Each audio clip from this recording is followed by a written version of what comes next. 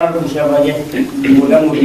जी, ब्रह्मा द्वारा स्थापना, विष्णु द्वारा पालना, तो शंख द्वारा विनाश करवाता हूँ। हाँ, लेकिन शंख तो तीन आत्माओं का मेल है। शंख जो है विष्णु तीन आत्माओं का मेल को शंकर कहा जाता है। वो तो कहा जाता है। तो फिर जो तीनों आत्मा मिलकर विनाश करेंगी क्या? नहीं, फिर शंख तो एक आत्मा को नहीं कहा जाता। नाम जो पढ़ते हैं वो आत्मा के ऊपर पढ़ते हैं या शरीर के ऊपर पढ़ते हैं?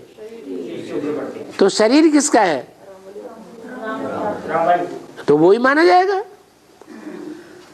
तीनों आत्मा प्रवेश करेंगे। ब्रह्मा का शरीर थोड़ा ही है, वैष्णो देवी का शरीर थोड़ा ही है।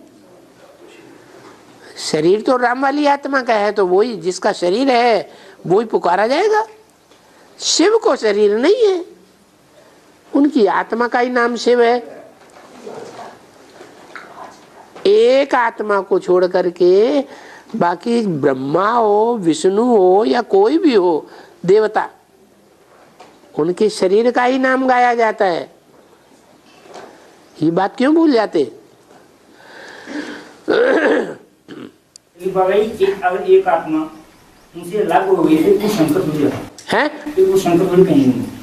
कौन सी आत्मा अलग हो गई? कोई भी आत्मा में से एक अलग होगी। जैसे राम कृष्ण की आत्मा अलग होगी। कब होगी अलग?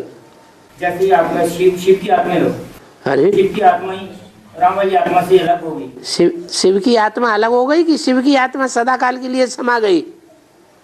शिव की आत्मा तो जो है ना वो शिव बाबा सदा काल इस सृष्टि पर रहेगा या अल्पकाल के लिए रहेगा? फिर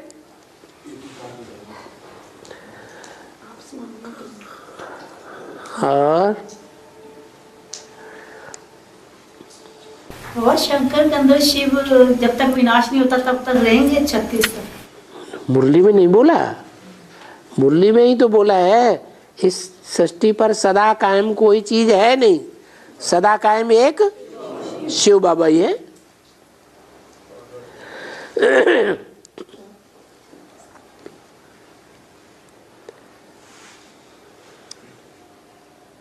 सन 36 से पहले